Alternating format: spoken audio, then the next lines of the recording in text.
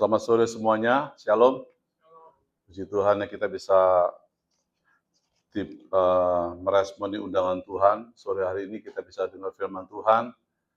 Biarlah firman hari ini bisa membangun iman kita. Kita semakin mengenal Dia, Tuhan kita yang hidup. Amin, saudara. Kita berdoa. Tuhan Yesus, terima kasih buat hari ini, buat kesempatan hari ini Tuhan. Kami diberikan waktu yang terbaik bagi kami untuk mendengar firman-Mu. Kiranya Tuhan memimpin kami, bukalah hati kami, telinga kami, pikiran kami, supaya kami bisa memiliki hati yang subur, yang rendah hati untuk menerima firman-Mu. Firman yang akan tertanam dalam hati kami, bertumbuh, dan terus berbuah-buah lebat bagi kemuliaan-Mu, bagi kerajaan-Mu. Terima kasih Tuhan Yesus, kami siap mendengar firman-Mu dalam nama Tuhan Yesus. Yang siap dengan firman Tuhan katakan, amin, amin, puji Tuhan. Ya, hari ini kita belajar tentang siapakah penguasa hidup kita. Ya, when God is your boss. Ya, ketika Tuhan menjadi penguasa hidupmu, bos ya, penguasa, pemilik hidupmu. Apa berkatnya apa? Kalau kita jadikan Dia, Yesus, sebagai penguasa tunggal dalam hidup kita. Ya. Jadi di dalam kehidupan kita sehari-hari ya, di perusahaan atau di rumah, pasti ada bosnya, pemimpinnya, gitu ya.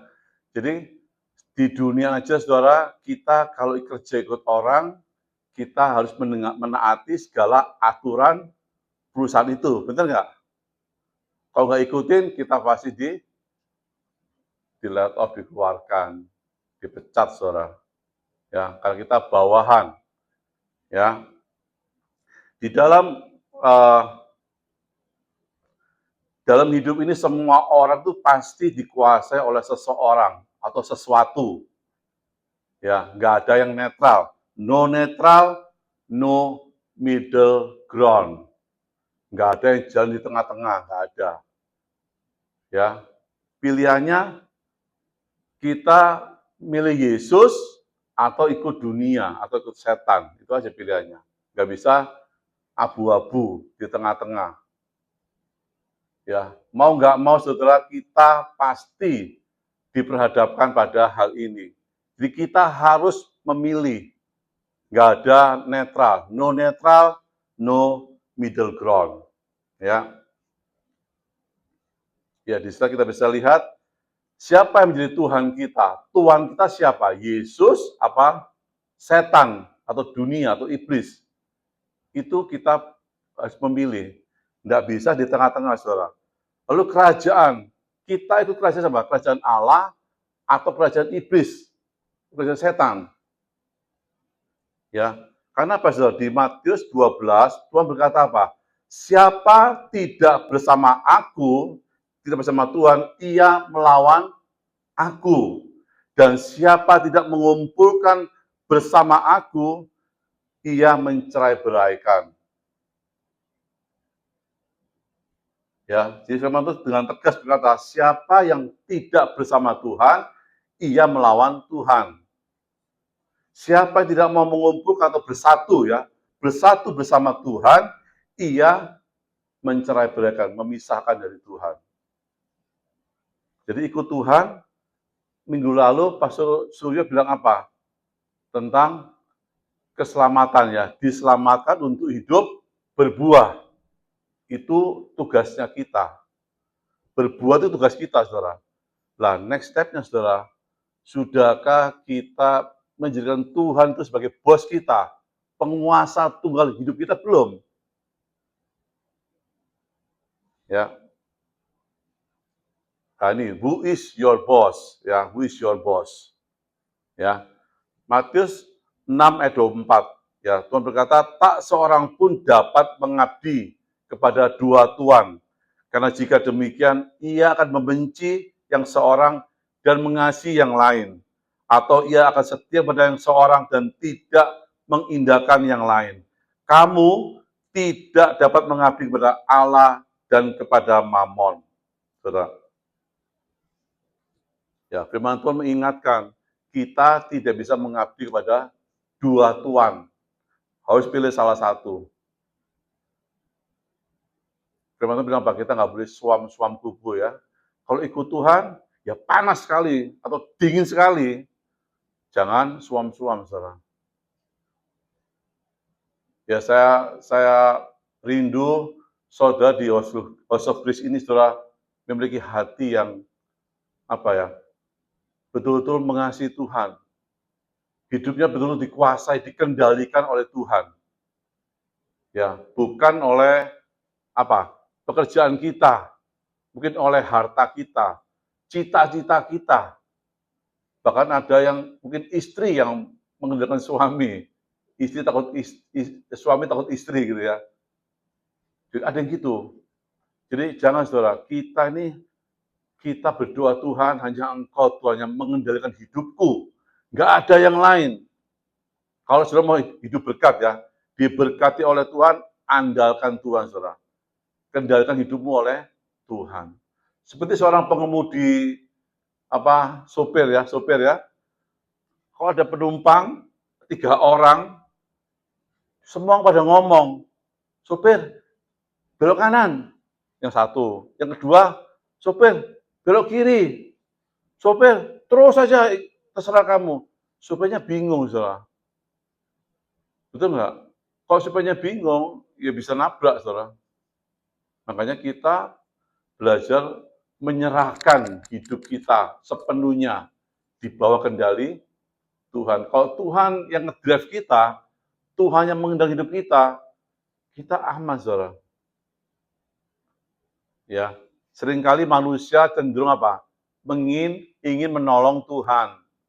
Ingin, ini kan gampang Tuhan, saya nggak butuh Tuhan, saya bisa lah, ini gampang. Jadi, menganggap enteng. Memang sudah bisa, tapi ketika sudah gagal, seringkali menyalahkan Tuhan. Tuhan kok nggak tolong saya? Setiap orang pasti bisa seperti itu. Kalau gagal, nyalakan Tuhan. Kalau berhasil, ini karena saya pintar. Tuhan, lihat Tuhan, anakmu ini pintar. Nah itu ya. Jangan sekali-kali saudara seperti itu ya. Next slide. Nah, saya mau jelaskan dulu tentang setan. Jadi kan Tuhan Yesus versus setan ya. Siapa yang menjadi Tuhan kita ya? Setan itu adalah tuan yang sangat jahat dan kejam. Dia itu suka mengambil. Di Yohanes 10 ayat 10 Tuhan berkata pencuri datang hanya untuk mencuri, membunuh, dan membinasakan. Jadi iblis datang untuk mencuri Mencuri damai sejahtera kita. Sukacita kita, iblis ingin mencuri. Itu tugasnya iblis. Terus membunuh karakter kita. Dia nggak mau anak-anak Tuhan memiliki karakter Kristus. Dia ingin membunuh anak-anak Tuhan, jangan punya karakter Kristus. Lalu membinasakan, mati kekal. Iblis inginnya seperti itu. Kalau Tuhan berbeda, soal. Iblis mengambil, Tuhan memberi. Itu bedanya. Betul nggak? Tuhan memberi kasih, ya, memberi darahnya, memberi damai sejahteranya, sukacitanya, itu Tuhan. Jadi, saudara mesti mengerti itu, jadi taruhlah hidupmu kepada Tuhan saja, nggak ada yang lain. Lalu dosa itu, saudara, dosa itu merusak dan menghancurkan, ya akibat dosa ya. Lalu Manusia hidup dalam kesia-siaan. Ini dosa. Yang ketiga murka Allah tertimpa atas hidupmu. Ya, setan itu sama dengan tuannya dosa, tuannya maut, setan. Yohanes 8 ayat 34 berkata Setiap orang yang berbuat dosa adalah hambanya dosa. Sekarang Tuhan Yesus. Yesus apa? Aku datang supaya mereka mempunyai hidup. Itu saya kasih itu ya, hidup ya. Dan mempunyainya dalam segala kelimpahan. Ya, Yesus datang mempunyai hidup supaya mereka mempunyai hidup. Yesus memberi hidup, hidup yang kekal. Apa nih? Dan mempunyai dalam segala kelimpahan. Di segalanya diberi kepada kita. Kelimpahan apa? Kasihnya. Ya, dia punya apa? Janjinya. Bahkan sampai hidupnya sendiri pun dia berikan bagi kita. Itu Tuhan kita, saudara. Nah, ini ayat penting, saudara. Ayat penting ya. Yohanes 13, ayat 13 sampai 14. Ini ayat adalah senjata kita orang Kristen.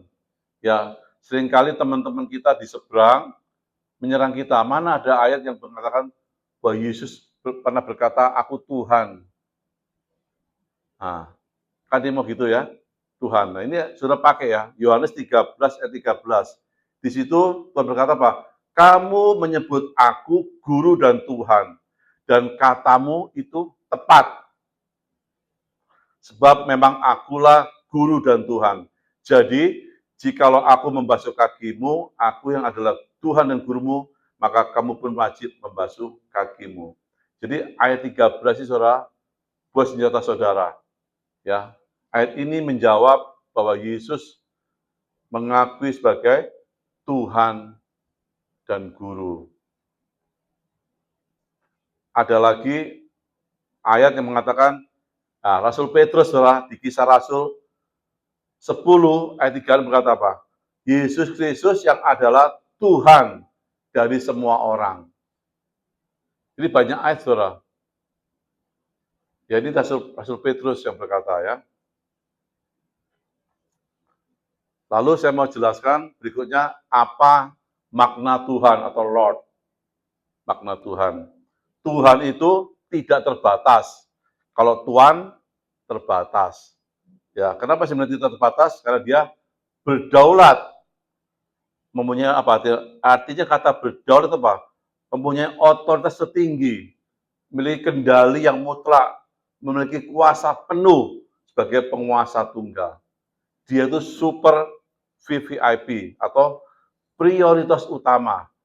Itu Tuhan kita. Kalau Tuhan terbatas, dia berkuasa tapi terbatas.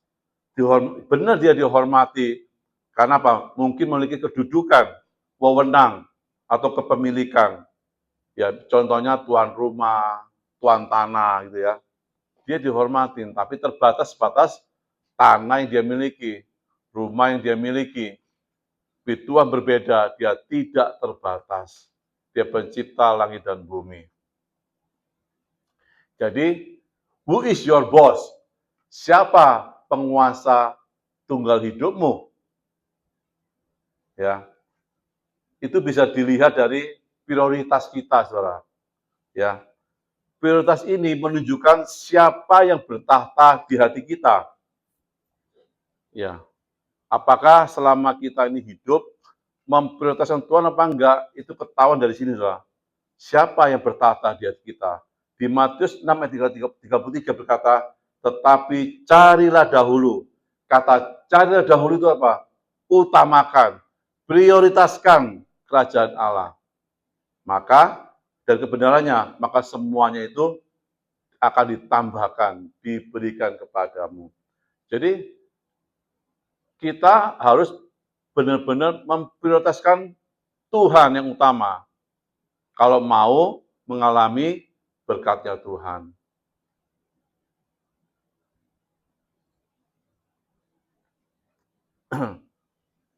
Lalu di Matius 22 ayat 37. Who is your boss, saudara? Ya, Tuhan Yesus berikan hukum. Hukum yang terutama dan yang pertama. Yaitu apa? Kasihilah Tuhan Allahmu dengan segenap hatimu, segenap jiwamu, segenap akal budimu. Ya, segenap. Artinya apa segenap itu? kesatuan yang utuh, satu-satunya, saudara. Tuhan tuh maunya apa? Kita tuh mengasihi Dia tuh hanya Dia saja, satu-satunya, nggak ada yang lain.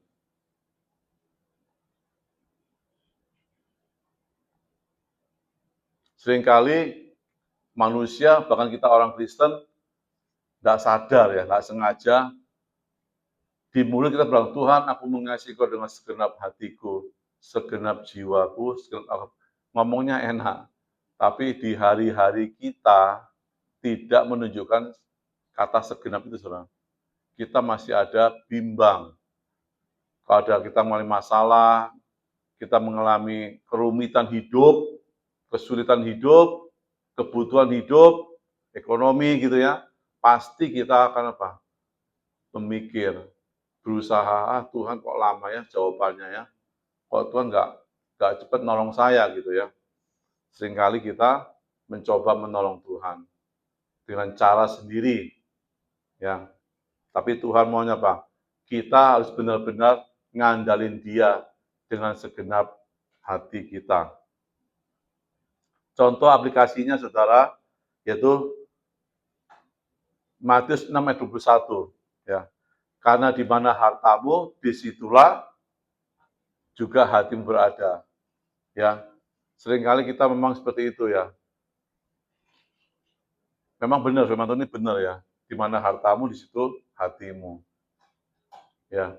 Jadi, bagaimana kita mengelola dan mempergunakan keuangan menunjukkan siapa Tuhan atau penguasa dalam hidup kita. Apakah uang itu benar kita bekerja, kita dapat income, penghasilan, hasil kerja keras kita, tapi ingat itu semua dari Tuhan. Ya, bagaimana kita mengelola uang itu? Kita hanya dititipi, saudara, bukan pemilik, bukan hanya Tuhan pemilik segala sesuatu. Ya. Lalu mengapa? Nah, ini pertanyaan bagus, saudara. Mengapa kita harus menjadikan Yesus sebagai penguasa tunggal atas hidup kita dan bukan yang lain? Kenapa hanya Yesus, saudara?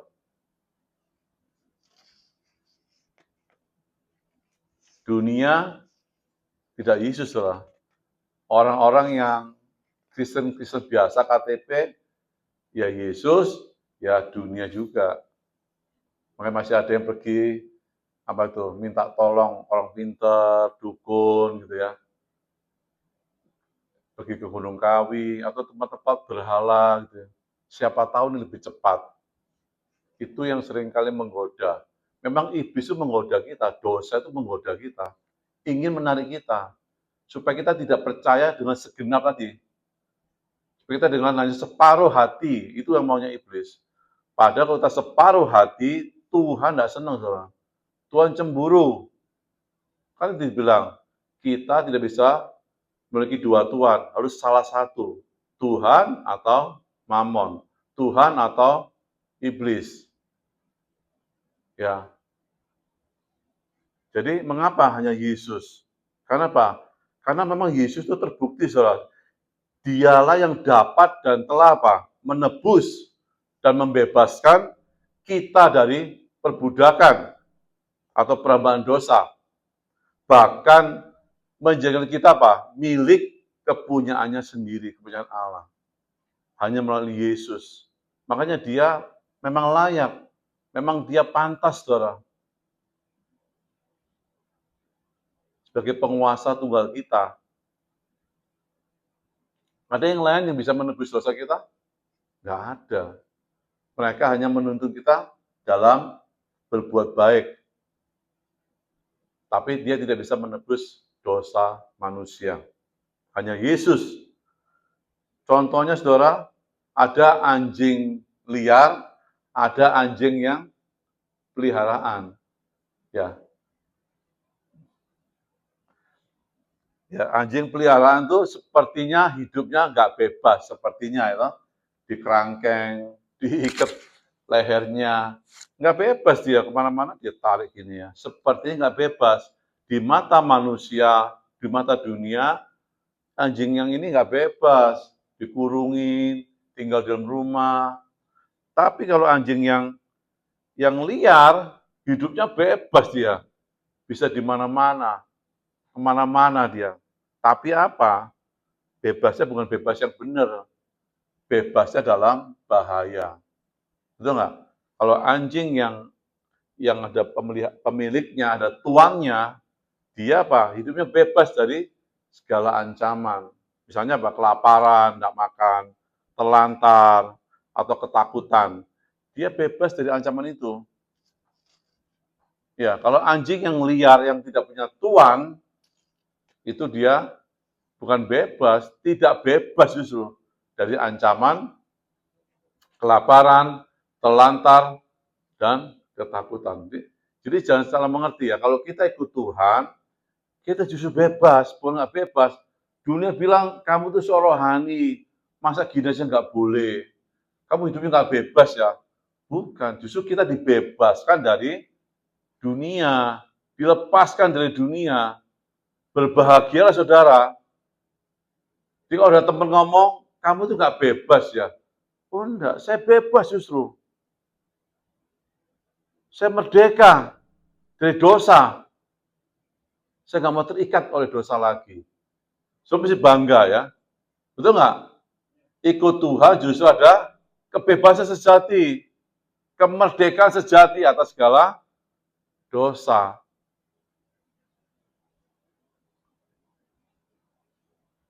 Demikian juga saudara, kalau Tuhan menjadi bos kita atau penguasa hidup kita, kita memang tidak bebas dari masalah, tetapi apa? Kita dibebaskan dari rasa cemas, rasa takut. Kenapa? Kita tahu Tuhan yang memelihara kita, Tuhan yang menjaga kita, Tuhan yang melindungi kita. Kita nggak takut, nggak cemas. Masalah besar pun nggak apa-apa datang. Tapi kita nggak takut. Karena Tuhan memegang tangan kita, nggak usah takut. Itu bedanya sama orang dunia. Kalau orang dunia, dari masalah dia takut. Bingung dia. Mau cari pertolongan dari mana ini? Kalau kita enggak, udah tuh ngelapor sama Tuhan kita, Tuhan, saya takut, Tuhan tolong saya, lindungi saya. Oh, itu janji Tuhan, kok janji firman Tuhan. Dia akan menjaga kita, melindungi kita. Ya, itu bedanya kalau kita punya Tuhan atau penguasa tunggal. Ya, jadi ada beberapa ayat yang saya sampaikan bahwa kita itu ditebus Tuhan menjadi apa? Milik kepunyaannya Allah. Yesaya 43 ayat 1 di situ dikatakan, engkau ini kepunyaanku, kita ini kepunyaan Tuhan. Ya, lalu di 2 Korintus 5, ya, Kristus telah mati untuk semua orang supaya mereka yang hidup tidak lagi hidup untuk dirinya sendiri, tetapi untuk Tuhan, untuk Dia yang telah mati dan telah dibangkitkan untuk mereka. Ya, jadi berikutnya 1 Petrus ya ayat pasal 2, umat kepunyaan Allah sendiri, Saudara. Kita itu umat kepunyaan Allah sendiri. Jadi status kita Saudara itu kepunyaan Allah, bukan kepunyaan dunia. Meskipun kita tinggal di dunia. Ini penting ya. Kalau kita mengenal status kita, hidup kita berbeda, Saudara. Berbeda. Ya, jadi waktu saya siapkan firman ini membangun saya juga, Saudara. Bangun gereja ini enggak, kadang ada rasa takut, kadang ada rasa khawatir gitu ya. Tapi Tuhan selalu ikatkan saya, menolong saya. Ya, jadi janjinya Tuhan itu loh yang membuat saya jadi apa, Saudara? Saya tenang sekarang. Ya, Tuhan kirim orang-orang yang bisa menolong saya. Betul nggak?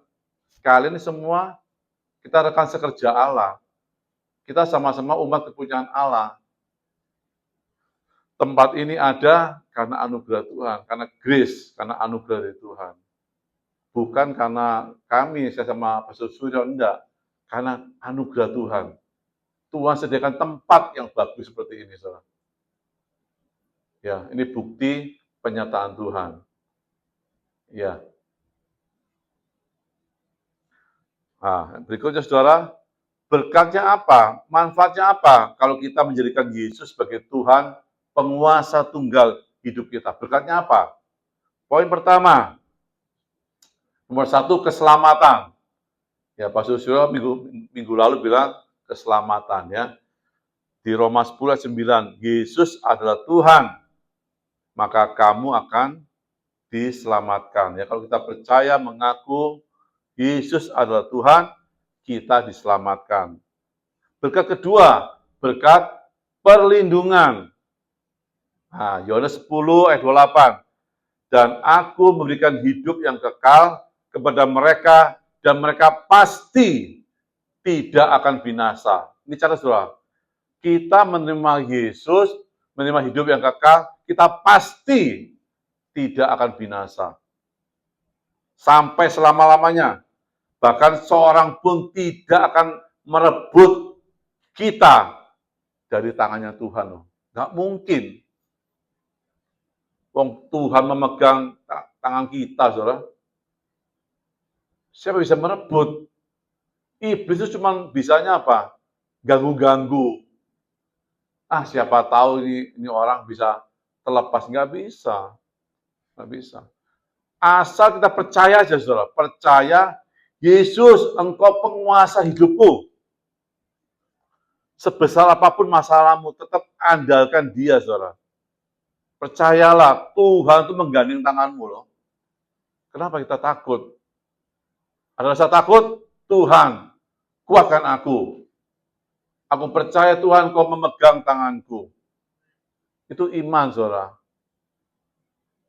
Ya, jangan masalah yang dibesar-besarkan. Tuhannya yang kita besar-besarkan, Tuhan, saudara.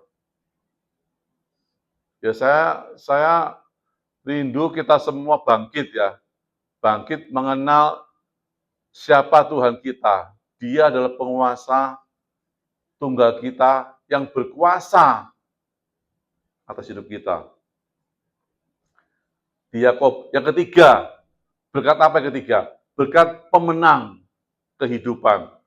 Ya, Yakobus 4 ayat 7. Karena itu tunduklah kepada Allah dan lawanlah iblis, maka ia akan lari dari padamu.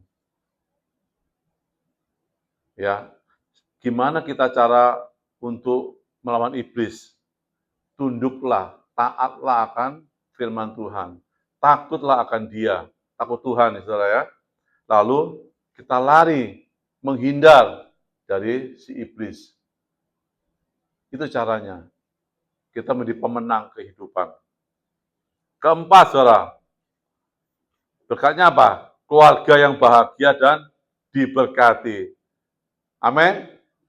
Amin, saudara. Nah, berkat keempat ini hari Father's Day. Bagi para bapak, men, ya, pria, suami, atau ayah, kita berbahagia.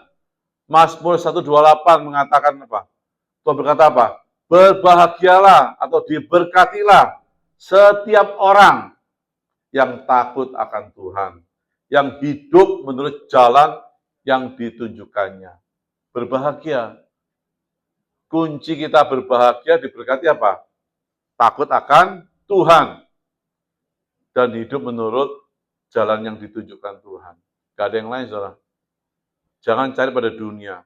Dunia selalu menawarkan kelihatannya manis, tapi ujungnya apa? Pahit. Ya, ujungnya gagal.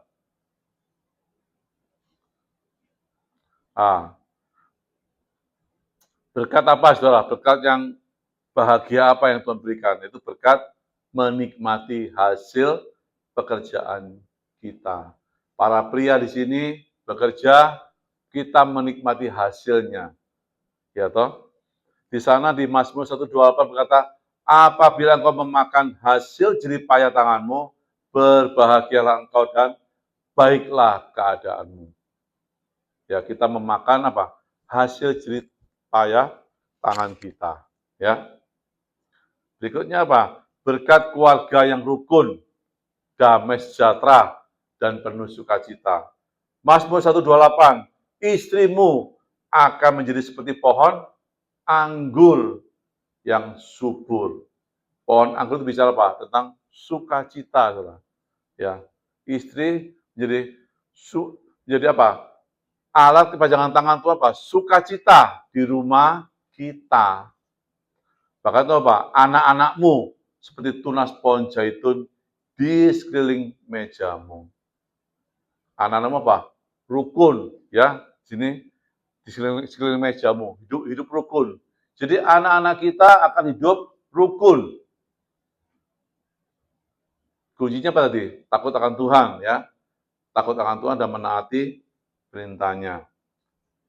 Yang berikutnya, berkat apa? Kebahagiaan di umur yang panjang. Ya, jangan umur panjang sakit-sakitan, saudara. Umur panjang tapi apa? Bahagia, sehat. Ya, Mazmur 128.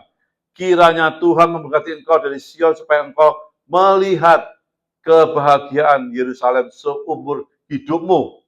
Ya, melihat kebahagiaan seumur hidupmu dan melihat anak-anak dari anak-anakmu. Artinya apa? Cucu.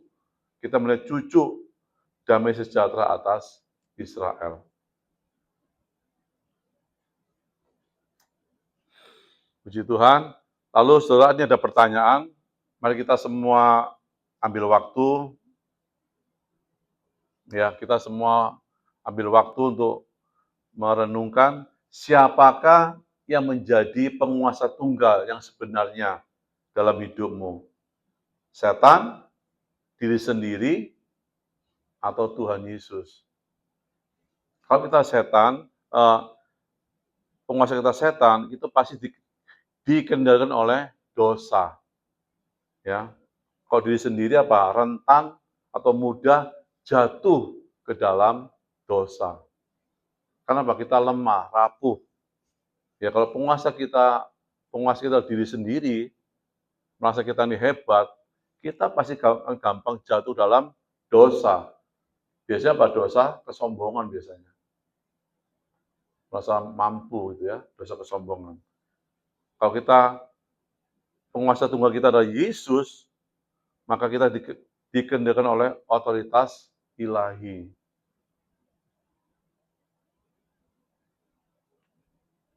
Jadi siapa yang kita andalkan dalam hidup ini, saudara? Ini bahasa yang lebih gampang. Siapa yang kita andalkan? Siapa yang menjadi penguasa tunggal hidup kita? Siapa, saudara? Saya rindu setiap kita malam ini, pilihlah Yesus sebagai penguasa tunggal kita. Perbaharuilah komitmen kita. Tuhan, aku mau menjadikan Engkau, Yesus, sebagai penguasa satu-satunya dalam hidupku. Amin, saudara? Amin, puji Tuhan. Mari kita semua tundukkan kepala.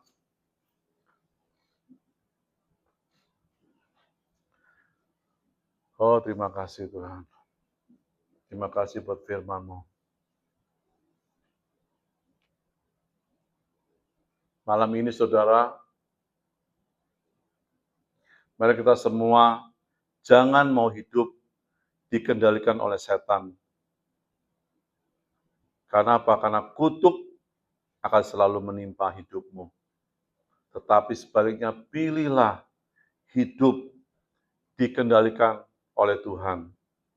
Andalkan hanya Dia saja, maka berkat ilahi akan dilimpahkan kepadamu, yaitu berkat sukacita, kebahagiaan, damai sejahtera, kekuatan yang baru, pengharapan, kemampuan untuk berbuah-buah bagi kerajaannya. Baik saudara, biar malam hari ini, bila firman hari ini boleh menegur, boleh menguatkan setiap kita mau jadikan Yesus sebagai penguasa tunggal hidup kita dalam segala hal. Kita hanya mengandalkan Yesus. Ampuni kami Tuhan, kalau mungkin selama ini kami tidak mengandalkan Engkau Tuhan.